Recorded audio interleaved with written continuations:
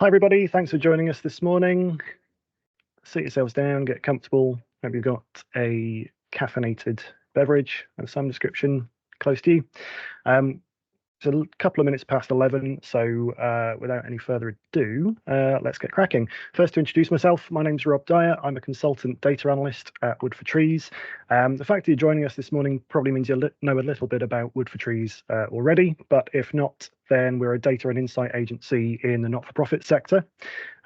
As for me, I've been working in charity data in a couple of different capacities for about 15 years or so now, and I've worked on all sorts of projects over the years, from quickfire post-campaign analyses through to directorate or organisation-wide audits, everything in between. And part of my role includes the privilege of collating a vast array of data from organisations just like yours and analysing sector-wide trends, which we publish in our periodical State of the Sector report. And it's the release of this latest edition of the report that I'm here to discuss with you today. In this session, we'll look not only at the key trends from the latest report, but we'll also look at measuring performance more broadly, and we'll refer to a panel of experts who've kindly joined us this morning from organisations across the sector and get their opinions on those trends and other issues behind them. In the meantime, please feel free to say hi in the chat. Let us know where you're from, either location, organisation, whatever fits for you. Hopefully you can see my screen okay. Yeah, just let us know where you're calling from. And of course, any questions or comments that you'd like to make as we go through, you know what to do. The chat's there for you to use as you see fit. Here's the panel we'll be talking to in just a few minutes' time. But first, on with the show. Before we look at our own report, I'm actually going to reference someone else's. You might be aware of a company called Data Orchard, who produce an annual report on data maturity from commercial and not-for-profit organisations. Their latest report has found that more organisations are reporting that their data is incomplete, inaccurate, or out of date than were in the previous report. Furthermore, more are reporting that they think their staff are not data literate than before. Now, that report isn't specific to the not-for-profit sector, but it gives us food for thought. Particularly when, as an agency, we hear quite often firsthand how organisations are struggling to align the things that they track with the things that they're really concerned about. Now, this is less of an issue in an economy that's thriving, where people have lots of disposable income and costs are relatively low. But of course, we've all borne witness in the last few years to the economic situation becoming increasingly unpredictable, unstable, things getting worse more often than they get better, and doing so pretty quickly as well. And we're logical people. So given where we are and how things have been going, there's no sort of obvious indication that things are suddenly going to ease by any significant amount. A quick Google search on charity plus cost of living or something similar generated these results here. There's lots and lots of reports being produced by different organisations trying to quantify just how difficult the situation is. And in the case of AAR, they produced their Burning Platforms report just recently in collaboration with The Drum, and that's shown that chief marketing officers see a number of key issues limiting their organisation's ability to navigate these choppy waters over the next year. The real key ones for me here, I think, are firstly, not utilising the platforms that we have to their full potential. It's something I hear quite often from charities that I work with or prospects as well. And also measurement, not measuring the right things or measuring things, but not actually learning anything. Now, okay, so they were setting some context here. When we see inflation mapped out per quarter over the last 5 complete years and how it's changed really significantly, charity income has been fairly stable over the same time period. So it would be really nice if charity income increased at the same rate as inflation, and actually we had a similar and equivalent amount of money to actually do things with than before. But that doesn't seem to be the case. The donations made by your supporters come under increasing scrutiny as services and goods become more and more expensive. The screw only ever gets tightened. So choosing your key performance indicators and what you're tracking and what you're making decisions on is a really important thing. Too few KPIs and you're not really getting the detail that you need to fully understand what's going on and make decisions. Too many and you're bogged down, so you're probably suffering from analysis paralysis and not able to change X for the fear of impacting Y. We'd normally recommend picking a select few KPIs that you can not only keep track of, but which will prompt action. There's no point reporting for the sake of reporting. The exact number and what those KPIs are will depend a little bit on the resources you have at your disposal: personnel, data, time, all those sorts of things. But they commonly come from these 5 areas. First of all, value. So the first question most people want to know about is how much money has an activity raised? Where are we in terms of the income that's coming in? Secondly, volume. It can be quite tricky sometimes pinpointing how many supporters have done something or are doing something, but it's usually worth the effort. You need to be able to quantify what's going on in your organization. The third area is journey. So looking not only at the isolated action or engagement that a supporter has done, but applying context to it by looking at where those supporters have come from or looking at things they've done previously. How were they recruited? That sort of thing. The fourth one is contactability. And it's always important to know what lines of communication are open to us and how we can communicate with the supporters on our base. Then the fifth one, wildcards. Now, it's a little bit of a get out of jail card for me. These could be anything particular to your organization or even your department within an organization. It could even be time limited, for example. You might have a 12-month objective to grow in a particular area, but once you've done that, it's done. It's not something that's staying on forever. Or you might be interested in a relatively niche thing specific to your cause. Now, this brings us to the state of the sector report that we've produced this year. Not every single metric in the report is going to be absolutely vital to you, but there will be most likely a good few in there which resonate really deeply with you and help you contextualize what you're seeing, either as an individual or as part of a team. Maybe you're bucking the trend, or perhaps you're quite a typical case. So what's in this year's report? Well, if you haven't seen the report before, there are 3 key areas. First of all, income, like we said before. In this section of the report, we look at the trends in donations and income made by charity supporters, and we split this by product and channel so you can see how things are tracking at a more granular level. Secondly, we look at supporters. We look beyond the pounds and pence, and we look at who's been recruited, what kind of changes we're seeing in the supporters who are signed up, and what this might mean for the near future. Finally, we look at engagement and how well supporters are retained over time, what their cumulative value is to the charity, all that sort of thing. So then, what are the key trends this year? First of all, let's look at income. All included, apart from gift aid, we saw a 9% increase in charitable donations on 2022. This, of course, doesn't factor in costs or normalise the value of the pound like we looked at before, but it is encouraging to see that supporters have continued to donate and support the causes that are mattering most to them. Income is up. That said, in terms of average gift, value per donation has dropped slightly for the 2nd year in a row. Average gifts are still higher than in 2020 when swathes of support came in for charities as we locked down during the COVID pandemic, but it still feels very recent in some ways, and perhaps we're still reeling from the effects of that. What goes up must come down, and we are seeing a decrease in those average gift values. When we look specifically at one-off donations, things have changed quite dramatically since 2020. And although we're at a lower level now than in 2022, we can see there's an increase in cash donated compared with 2021. There was a major spike in cash around March 2022, which 2023 was never really likely to match. The Ukraine effect, in this case, seems to be a real anomaly. Cash is up on 2021, but again, not quite matching up to 2022. Major donor income is a really interesting area, I think. That has been on an upward trajectory for a while now, and it seems that charities are increasingly stewarding supporters and prospects very well, both in terms of the individuals they work with and also corporate relationships. Looking at recruitment numbers then, we've seen a slight increase in the numbers of supporters recruited in 2023, 5% increase on 2022. And it's been necessary to have that recruitment as well, as otherwise overall file sizes would have shrunk. The cost of living and other factors will have made some supporters no longer able to donate, plus the natural lifespan of supporters, some will have churned on their own.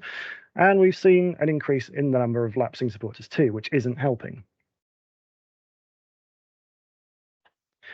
Recruitment has increased in stereotypical charity supporters, and a greater quantity of retirees and empty nesters were recruited in 2023 compared with the previous year. A little bit more concerning, perhaps, though, is that supporters are increasingly being recruited from slightly less affluent areas, which potentially means a greater risk of short-term support and having to work harder to maintain those active file sizes. Not necessarily a problem in itself, but we all like to plan ahead and see what's coming. In terms of contact preferences and the permissions of supporters recruited in 2023, we've seen an increase in digital contactability and email particularly, as well as a slight increase in postal mail permissions. No one's sending text messages anymore. Is there an opportunity there? When we look at cumulative value for supporters recruited over the last few years, we can see roughly what we can expect. Supporters recruited in 2018, for example, would be likely to have donated £300 on average by now, including high-value gifts and legacy donations. But we'd expect more like half that value if we exclude high value and legacy. This chart shows us, or these charts show us, how income accumulates over time, with the highest value being donated in year one, that's the dark blue part of the bar at the bottom of the chart, and then topped up in subsequent years. You'll note that recent recruits have not yet had 5 full years of opportunity to donate, though, so these averages are likely to change over time. Still, it gives us a steer on what to expect. Customer supporter journeys, then. So, reading from the left, where we see the first things supporters did, and then reading upwards to the subsequent things they did, the darker blue colours in this matrix donate the more common journeys that supporters take. Of course, this is somewhat influenced by what they've been asked to do. We see here that fewer journeys are involving RG than cash. Is there an opportunity there to try and steward the right supporters onto a regular giving programme? This retention chart shows us how RG recruits from the last few years have performed as well, although, of course, the more recent recruits have still had less time to behave as before. So we're not expecting a year 4 rate for supporters who were recruited in 2022. This shows us a greater proportion of supporters have started their RGs compared with 2022 recruits. You might be able to see on the screen share there the 2023 line is the orange line. It's roughly in line with the 2019 line, which is dark blue, and slightly above what we saw in 2022, which is the grass green. It also shows how recruiting a good quality supporter can make massive dividends in the long run. You see the improved performance in the 2020 line, for example. Recruitment was a challenge then, of course, but those that were recruited have gone on to perform better than many other years in the before and after that 2020 time. Gains might be only marginal to begin with, but the compound effects can be massive. So then, in summary, the latest edition of the State of the Sector report shows us an increase in overall income of 9%, but average gifts are dropping. Cash income has increased on 2021 levels, but hasn't kept up to date with 2022, and high value continues to increase. Recruitment increased 5%, but attrition rates mean we've only seen very marginal growth in active file size. Recruitment in 2023 was weighted towards the typical charity donor, but many were from less affluent areas, and this poses a risk to longer-term stability. Consent from email increased though, so providing options to get messages out to supporters quickly are there for us. An LTV of £300 plus can be expected when we're including legacy and high value gifts, but it's around about half that without. Supporter journeys are involving RG less and cash more. And most recent RG recruits have performed similarly to 2019 recruits so far, but it remains to be seen how they continue to perform and whether they'll stay on longer term. For anything more specific to the area that you work in, you might have to look at the full report, which I believe will be made available to everyone who signed up to the webinar shortly.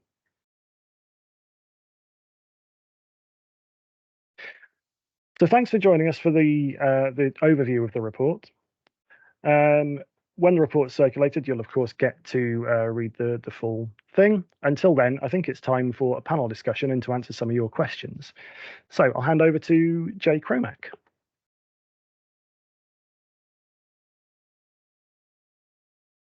Great, thank you, Rob. Really great presentation, enlightening insights. I think kind of from what I can pick up there, good and bad, I think in some areas.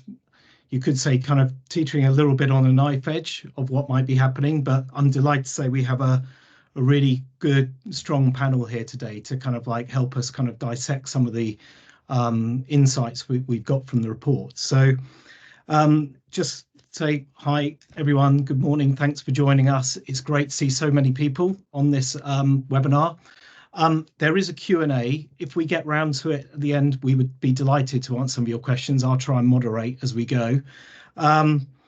But we have a panel here today. I'm Jay Cromack. I'm the Chief Growth Officer of Salason Group, the holding company of Wood4Trees. We have our panel today, and I'm going to ask each of them if they could quickly introduce themselves, and then we're heading to some questions. So I'm going to go in the order in which they appeared on the screen. So Janet, you go first, please.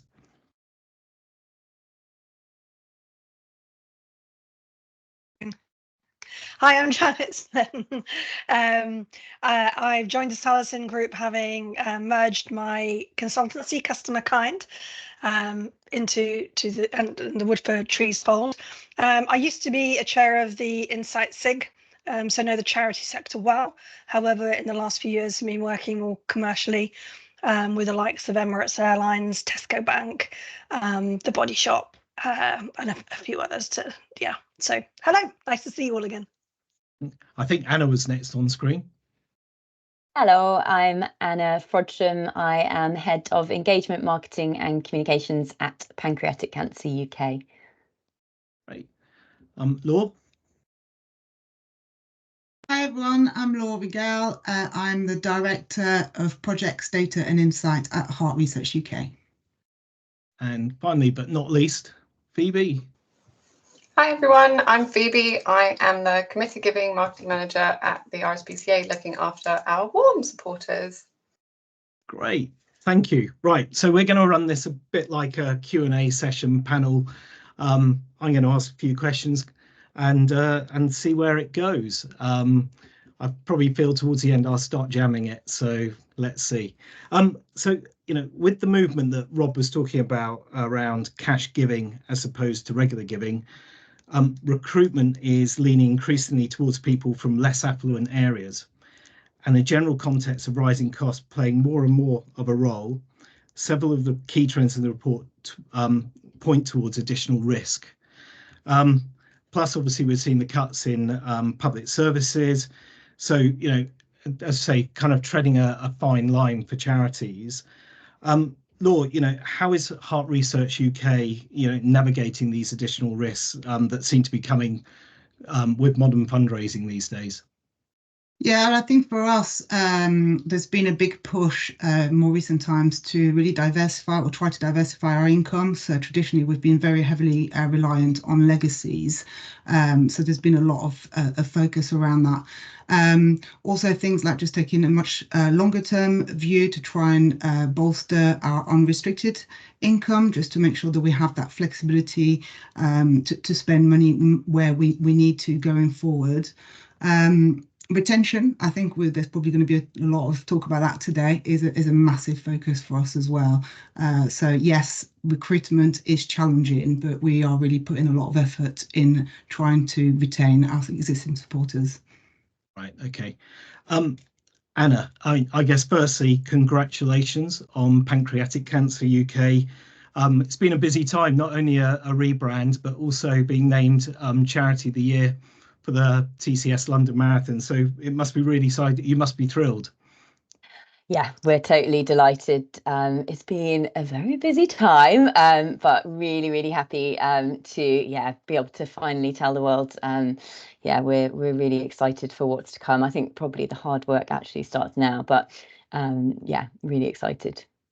So I guess kind of same question really, you know, obviously you've got a great plan ahead for the next year to mitigate some of those risks because of the exposure you're getting, but you know, have you seen similar trends, and you know, what have you been doing in the last kind of 12 months to mitigate against them? I think to a certain extent we have, and I think when I was chatting to our mass fundraising team, I think we have started to be a lot more targeted, and we've had to be a lot more targeted, especially with cash giving.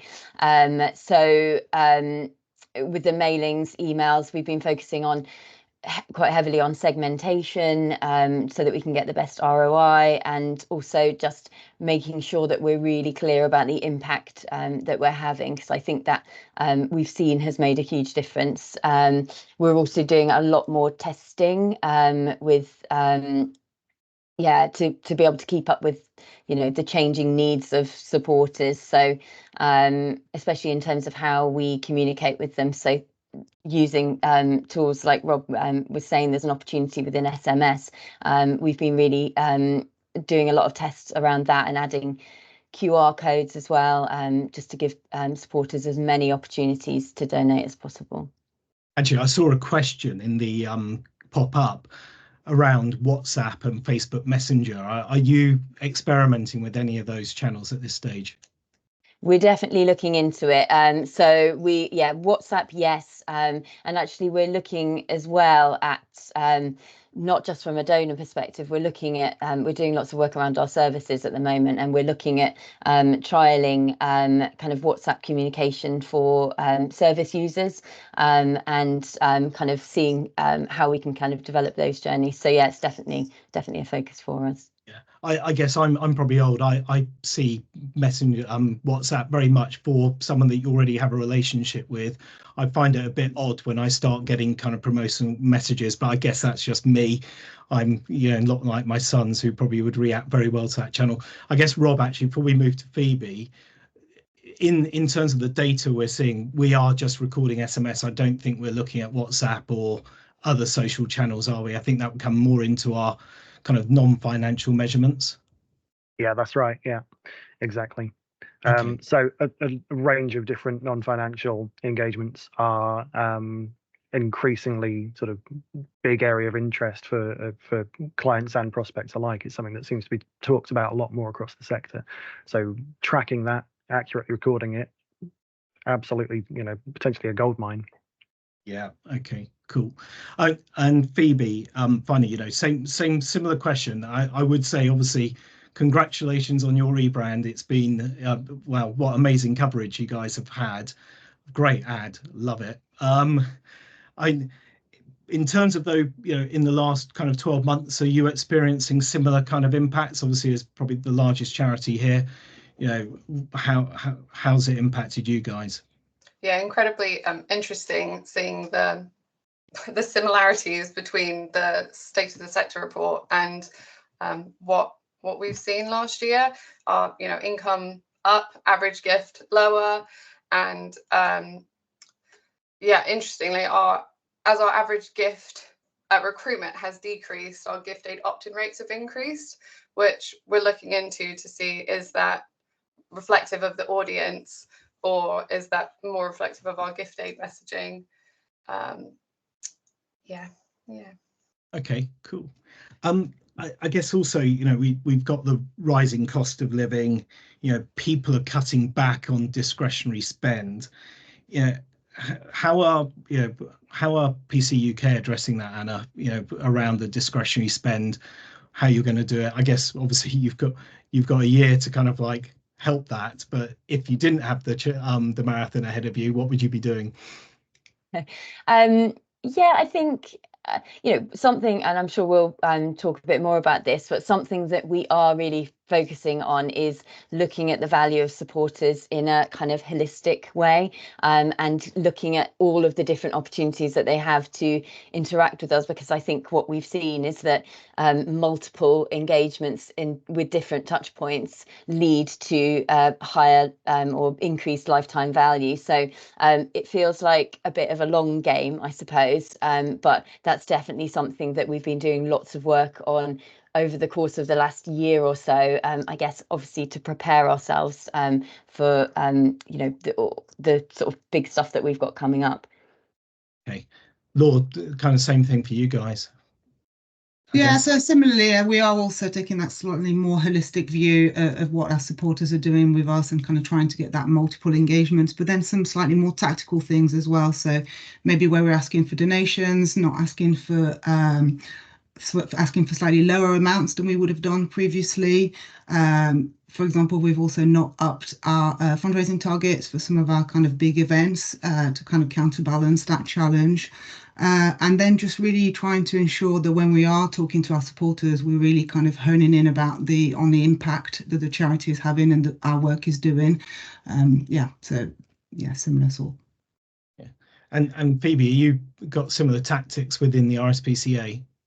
Yeah, it's just trying to make sure that we are where our supporters are and we're reaching them through the channels that their preferred channels and where they want to be talked to and how they'd like to be talked to. We've added, so at the start of the cost of living crisis, we introduced the option to downgrade. So supporters who call in to our customer engagement team to cancel, now we're offering the option to downgrade, so that if they'd like that option, it's there for them. We've kept that in place, and we're looking into making it easier for our supporters to downgrade or pause potentially their donations. And then just really continually working to invest and improve our stewardship comms. Kind of, it's obviously you're cutting costs that you feel or you're able to cut. So how do we make the RSPCA so much a part of your core and your values that it's one of the last costs you want to cut? So just really working on expressing our gratitude and improving how we're showing the impact that our supporters are making, just being really audience led. Great. I like that. The pausing the donation, I've seen that obviously with a lot of kind of those subscription services, you know, where they're kind of allowing you to pause, but then say only for 3 months and so on. That seems a great idea. Yeah, we're working on it. Not quite there yet, but it's in the pipeline. See, we got Janet here. I won't tell you what I said, earlier, but Janet has been in the industry for a long time, and obviously it's fantastic that Janet came and joined us recently. For those of you who don't know, Janet actually used to be chair of the CIF Special Insight Group for Insights.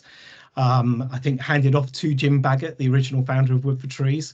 But has more recently been working in the commercial sector. So I think it'd be quite interesting from Janet's point of view, kind of to give her point of view around something that Anna's touched on a couple of times here, which is around the measurement of kind of like not always the transactional stuff, and also, the approach charities are now taking towards that more kind of always on journey-led approach and so on. So it'd be good just to get Janet's view on kind of what you've seen, and then to bring that back, if you like, for the next section, to have a conversation as to whether those kind of practices, thoughts are being applied across your charities. Sure. I mean, first of all, I'd like to say how much I feel for charities, and that you don't have the resources that some of the commercial organisations have. But in terms of kind of how they're progressing, even more, especially the ones that have invested in data and tech, is the first thing is they're developing, I think, building on what Anna was saying about holistic measures, almost like looking at a program effect. So actually starting to think about, at the end of the day, you need as many activities and market as possible that are going to have an impact to grow income. But to do that, there are lots of different enablers. So Rob touched upon contactability. So having specific initiatives that look at how do you drive up reach, how do you drive up multi-channel reach, and then how do you start to learn about some of the bigger drivers of performance beyond individual direct response to specific activities. So holistic strategic actions that could have greater value, maybe not even immediate value. So for instance, in the financial services sectors, a basic thing like getting people to put their credit card into their mobile wallet is a huge lever of driving value in the medium term, which you can naturally understand. So the thing I would challenge you is start looking backwards at what are some of the actions or the behaviors you can change that could have a disproportionate effect on growing medium to long-term value. I think kind of another aspect, because I also sit on the DMA Customer Engagement Council, is actually learning about the value of engagement. Do you know the value of even having an email address, let alone having an engaged email contact, for instance. When you start to look at things from a different perspective, it starts to give you a good idea of kind of how not just the individual activities, but all of those things underneath the scenes that's going to get you a bigger impact in the longer term. And I think the other thing that Anna said as well is around innovation and having more things to engage with. So it's not about one activity, it's about the mix and growing stickiness. Stickiness is a thing in the commercial sector. I know that's a very kind of, it sounds like an odd term, but growing stickiness does grow value. And it's finding those moments that matter to grow that stickiness, whatever they may be. So that's kind of my view.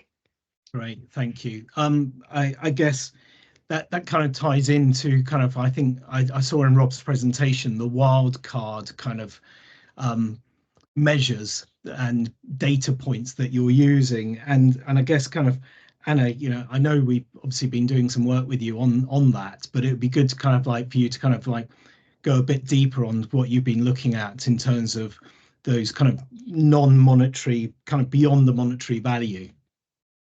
Yeah, of course. So yeah, we've been working with Wood for Trees, and through that piece of work, we have developed an engagement model for the charity. So to really try and help focus our effort and reward, and that includes I think it's about 28 different measures of financial and non-financial inputs, which are then weighted basically to indicate the level of engagement that activity demonstrates.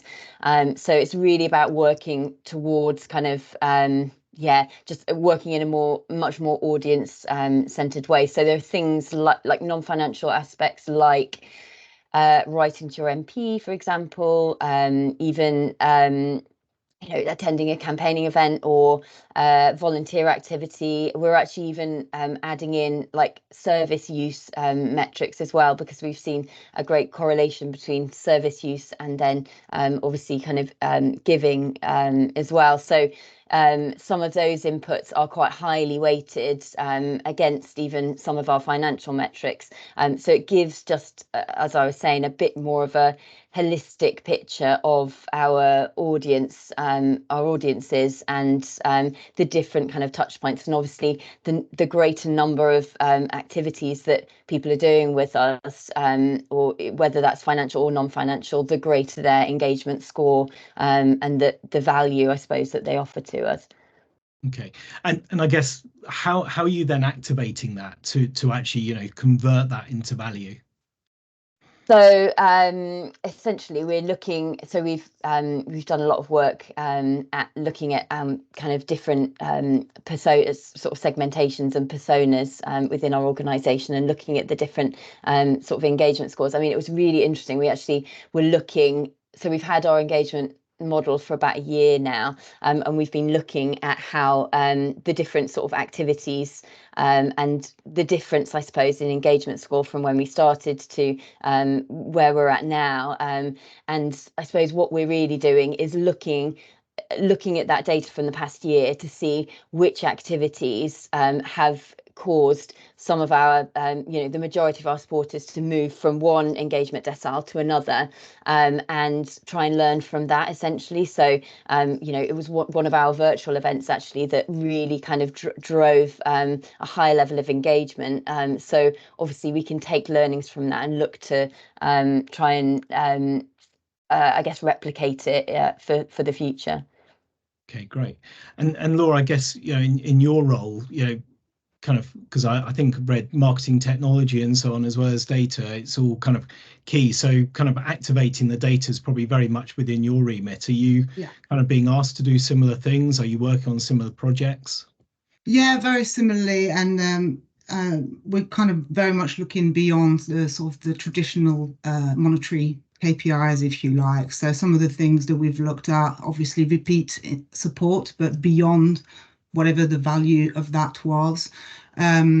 Another piece of work that we've undertook very in recent times is to really encourage our supporters to come forward as case studies. That's been a huge piece of work for us and really kind of demonstrates their engagement with the charity.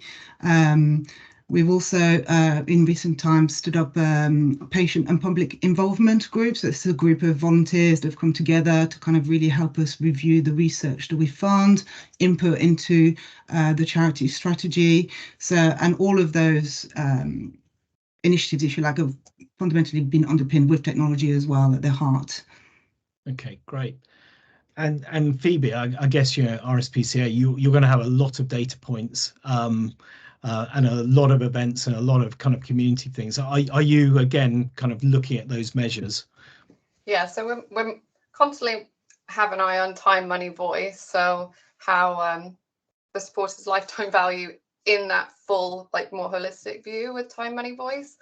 And then we also are monitoring our like satisfaction, loyalty and trust scores through the Chase Index to understand how our various stewardship communications we send out impact our supporters' perception of us, and how the increase in perception of thanking and their increase and any change in their intention to like continue financially supporting. So testing and learning as we go along, and then taking the success to try and keep improving that way. Okay, great. I guess we've kind of moved into that kind of measurement area, kind of, which is so important today. But before I kind of go back to it, I just feel we've got quite a lot of questions coming in, and I think some of them are relevant. I really don't want to kind of jump over, but I guess the one that seems to be a theme, and it might be Rob wants to answer this, but you guys, I mean, I know that we haven't prepared for these. But, you know, I think regular giving seems to be the one that everyone's kind of like, I think I saw a question, should we be investing in it? You know, is there still opportunity there, or is it going to continue kind of looking at a decline path? I guess kind of, Rob, it'd be good just to get your view from kind of like having done all the number crunching, and then we'll kind of throw it open to the panel. Sure. Yeah. Thank you, Jake. I think it is still definitely an opportunity. I guess the word that we're using here is risk, and I think the expectation is that attrition rates that we've seen in even the recent past may not be as reliable. Things get more and more expensive for people, and the affordability of a regular gift becomes less and less. So it's really encouraging to hear what Phoebe's been doing at the RSPCA in terms of offering downgrades, because I think although times get tougher for supporters and they get tougher for charities, the affinity that supporters have for those charities doesn't diminish. These issues, these causes still matter to people, and people want to support in any way they can. So offering downgrades, I think, is a great initiative, and also, like we've been talking about, the non-financial engagements as well, other opportunities to be involved with a charity through regular giving will be appealing to people as well. I think we just have to maybe manage our expectations a little bit as to the value that RG offers, and also how quickly we expect supporters to cancel and to drop out. It's probably a much easier thing to make a business case for in your organization if you have a really good handle on who your supporters are. Where are they from? Are they from affluent areas? Are they people that have donated for 5, 10, 20 years? What do we know about these supporters, and therefore how much of an appealing ask is it to put in front of them? But I think it certainly still offers an opportunity. We just have to slightly temper our expectations based on what happens in the economy and everything else that happens across the sector. Yeah, and I think kind of leading on from that question, there was a question was in kind of, is it still kind of, are we still seeing the traditional kind of cash gift and then kind of move to regular gift, or is it straight into regular gift? I mean, where are we seeing the most success? Rob? It's a little bit horses for courses, I guess. I think we're still seeing a bit more of the sort of regular gift being topped up with cash gift. We certainly see both, but it seems that there's more commonly a you're already doing X for us and we're really appreciative of it. Can you now top that up with a cash gift to this appeal or this sort of time limited appeal that's sort of hot topic. Okay. Anyone else got anything to add to that, Law? Anything? I know it might be cruel because it's more around the recruitment question. I'm not sure if you guys are on the recruitment side. Yeah, no, really. I mean, just as I said, I mean, I don't think we will stop encouraging our supporters to make a regular gift. That's not going to stop, but we do need to also give them other ways to get involved if that's not something that they are able to do at this moment in time. So, yeah. So, yeah. Okay, great. Anyone else? I was just going to say our regular giving program did return to growth in the second half of 2023, and it has been gradually starting to improve. And from our perspective, the regular giving program seems to be performing better than cash, with regular givers being, I guess, more committed. So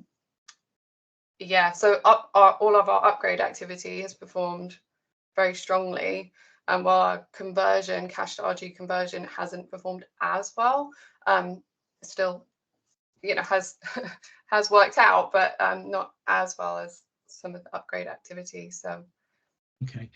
And I guess, because I find this one quite interesting, is the what would you recommend for the Gen Z younger millennials? I mean, this is kind of like that concern that is coming, certainly as we see the demographics changing, although obviously we're still seeing an increase in age, which is interesting. And that could well be from, I guess, do charities have the right products to appease the younger generation? Obviously, with them being, very much cause and impact driven, I think there's a question, and not particularly brand loyal. They're calling them butterfly donors, which I think great term.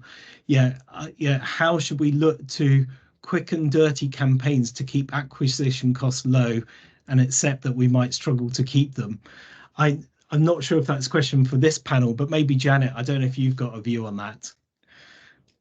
I think, no, I agree that one size doesn't fit all. And I think we need to be brave to try some new things out. Interesting how SMS contactability was so low. You raised that. Is that an opportunity? I was working with a local charity recently, and for beneficiaries, they introduced SMS messaging. Oh my goodness, compared to email, the increase in response was extraordinary. Now, obviously, for fundraising asks, we have to be cautious. We can't, overuse it. But I do think we need to be brave in trying out a few new things as well to understand the value of effectively being able to contact through channels that are relevant for folks. So social CRM, social giving is still a big thing, and maybe we need to integrate it more within our and see it as an augmented CRM activity. The possibilities are just so greater nowadays, but we need to forge ahead with more pilots to be able to understand what's possible, I feel. Okay, cool. I feel like the younger generation, just to age myself horribly, are constantly or very much up for exploring volunteer opportunities as well. And it's something that my other half works as a marketing and communications manager, and she's had great success with bringing in interns or work experience people who understand sort of modern technology better than people in their 40s do. Although I only speak for myself on that front. But then, the more things change across the sector, the more we have to rely on the basics. So right message, right time, for the right supporter. Now, keeping abreast of technology and the right method of getting that message across is something that perhaps is bread and butter to someone in their early to mid 20s, say, more so than it is for me. So there's opportunities there, I think, to bring in the supporters that you're trying to engage with, and to harness their know-how of modern communication. They perhaps don't have the marketing background and the experience with the brand or the organization to shape that exact message, but in terms of actually, you know, getting that message out to people, there's potentially opportunities there. So I think slightly answering the question about how to engage with the younger generation as well there, but I think there's opportunities to, you know, to speak to those supporters that you're trying to engage with, and to find ways to fill that gap, or to manage any risk that, you know, we don't know what we're doing with platform X, bad choice of letter. You know, so maybe we can get in someone who's more used to using that sort of technology that can help us out with that.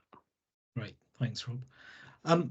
Okay, I'm gonna quickly jump, because I would imagine there are a lot of people on this call who want to get a bit of an insight from Phoebe as to how the rebrand's gone from RSPCA. So as much as you might not be able to give an awful lot away, I would imagine you've seen quite a big halo effect. And I guess also kind of how are you measuring the impact of the rebrand? Because I would imagine that's something that everyone is kind of very much focused on at the moment. Yeah, we've definitely seen a halo effect, and overall have had a really positive reaction from everyone, which has been great. We've got a tremendous amount of stuff that we are measuring to understand the impact of the rebrand and see, you know, its effectiveness. We've obviously got the financial ones, but from a non-financial perspective, we're measuring spontaneous awareness, trust scores, relevance and consideration. Would they consider giving? Before, we had a very high awareness. A lot of people knew, a lot of people had heard of the RSPCA, but they didn't spontaneously think of us without being prompted. And they wouldn't necessarily, while they'd heard of us, they weren't necessarily translating that into wanting to give to us. So we're monitoring consideration as well, so their consideration to give, and then words being used to describe us through social listening.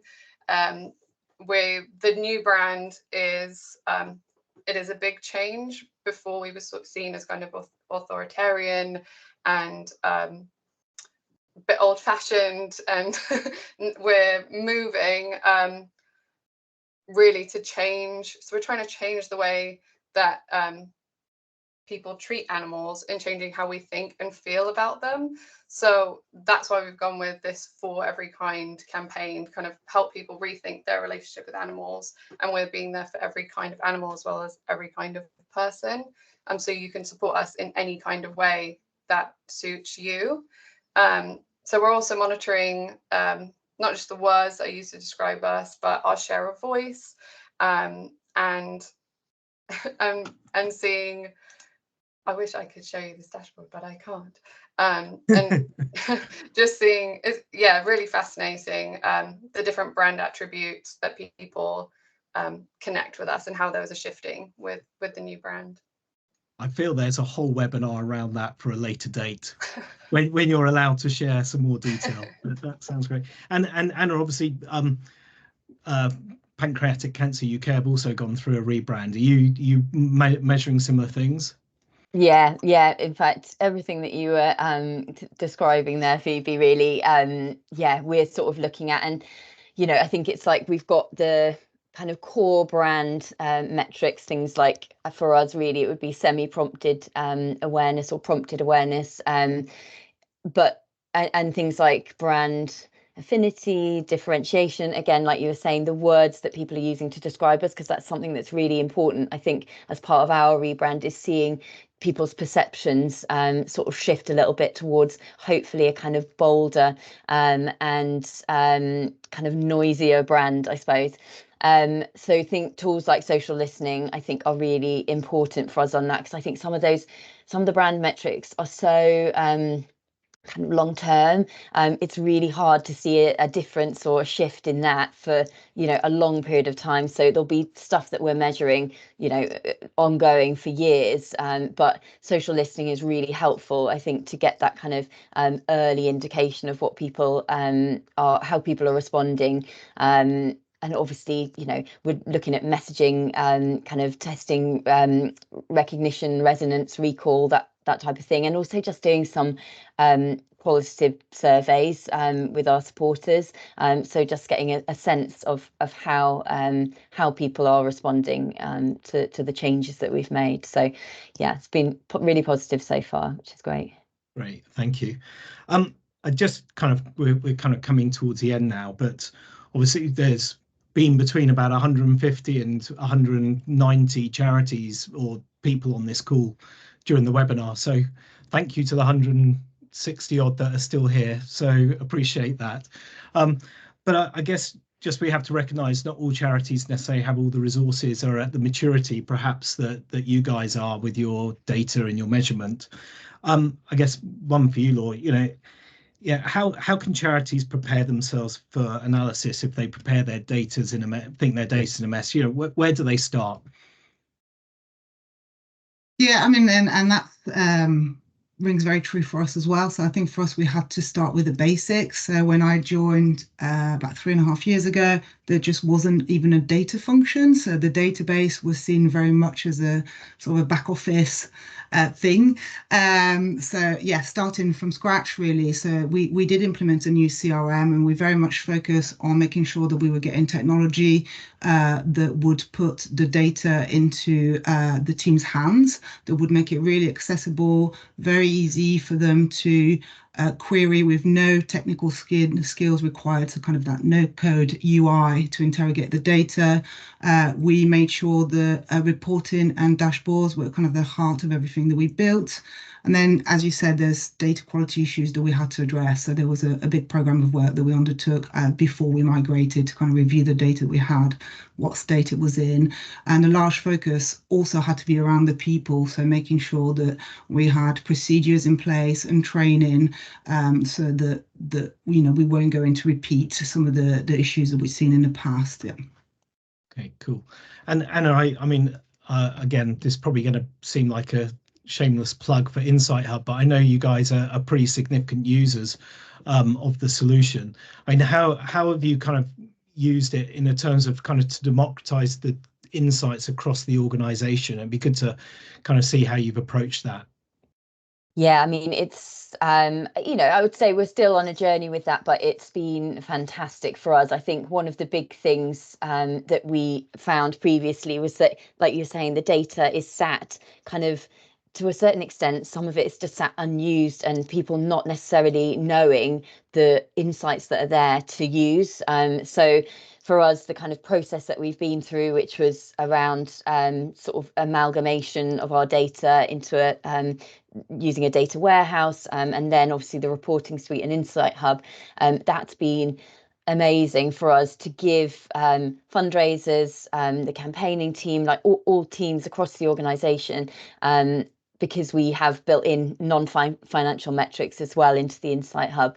It's been brilliant at sort of opening that up, and yeah, encouraging people to just kind of explore, I suppose, and see, you know, for us, it's been really helpful to have a look and identify what are the critical insights that we need to focus on. We talked previously about, you know, analysis paralysis. It's really important to kind of focus and hone in, and Insight Hub has really helped us to do that because you can see it so holistically there. So yeah, there's loads of work obviously that we're doing to kind of train up you know, teams across the organization so that everyone feels really confident in using it. But it yeah, it has been a bit of a lifesaver. Well, that's always good to hear. I'm very quickly, there are a couple of questions that are coming, and probably one quickly for Rob. So what's the trend in the second gift amount time lapsed for cash donors? Is this declining time after first gift due to regular gift take up? It might be one we take offline and respond, or can you answer that? Probably not off the top of my head, no, but happy to have a look and come back to you on that one. Oh, that's a classic analyst question, isn't it? Which is always good. I think, you know, we've got 5 minutes to spare, and really I think it's probably time to wrap up. So I know there are a number of questions here that it's difficult to kind of keep up with them whilst also trying to concentrate on the answers. I just really, if I can just get each of you guys just to sum up in terms of, you know, the next kind of 3 months, what are going to be your primary focuses in terms of kind of recognizing that the trends are there. I would say the sector seems to be incredibly resilient. One of the great things that have come out of it from I had a chat with someone from the DMA the other day, and interestingly, out of all the sectors, you know, charities are probably the third best at doing measurement, which is incredible. You know, when you think of the resources available to you versus some of the big commercial sectors, you're really good at it. So I guess kind of over the next 3 months, you know, what is going to be your focus in your charity? Let's start with Phoebe. Thanks, Jay. Yeah, no, I think our focus over the next 3 months, beyond everything rebrand, and it's our 200th anniversary this year, so there's a lot happening right now. But beyond that, it's I'm really focusing on journeys and improving our supporter journeys, trying to move so that they're always on. Currently, they're partially always on and then partially campaign based. So moving so it's fully automated omni-channel journeys. That's my focus really over the next 3 months, to make sure we're keeping the supporters we have, encouraging next best action, whether that, you know, not necessarily a financial one, but campaigning or volunteering or getting involved in events or just sharing something on social media. So yeah, journeys. Right. Okay. Law? Yeah, very, very much likewise. Den journey is a huge focus for us, and we're quite at the beginning of that journey as well for us. There's a huge amount more work to do, and specifically around the automation piece as well. So yeah, completely agree with Phoebe there.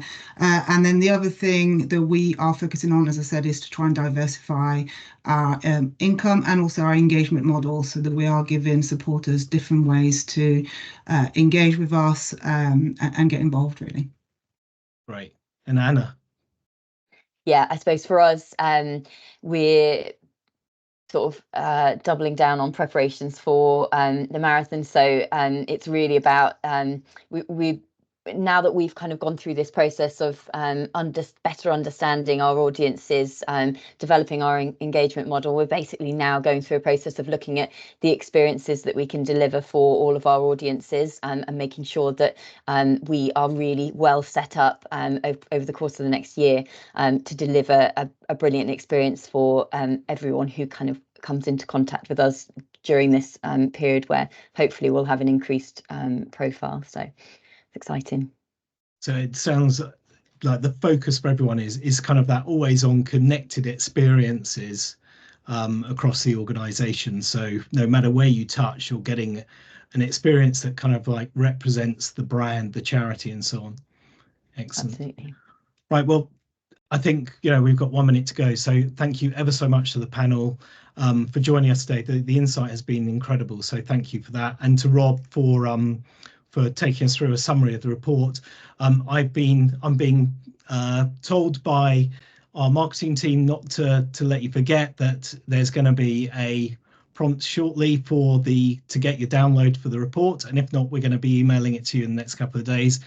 And obviously someone did actually say, how can we find out more about Insight Hub?